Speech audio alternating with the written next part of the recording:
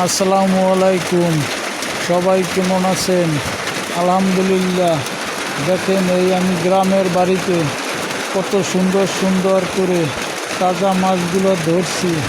আপনাদের জন্য ভিডিওগুলো উপহার দিচ্ছি। এই শুধু ভিডিওর উপলক্ষেই আমার এই মাছ ধরা। দেখেন মাছগুলো কীরকমের বাঁচতে আছি।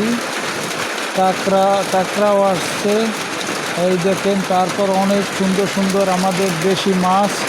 আপনাদের যদি কাউর লাগে আমাকে কমেন্ট করবেন, কমেন্টের মাধ্যমে আপনারা ফোন নাম্বার দিয়ে দেবেন।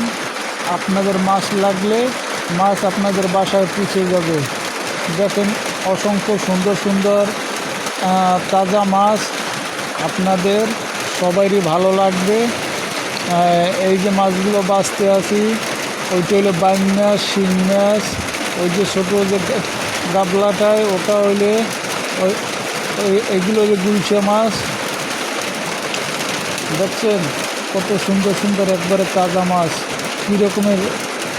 কীরকমের দেখেন গাবলার ভিতরে লাফাইতে আছে। আর ওই পাতিলে হইলে কাঁকড়া।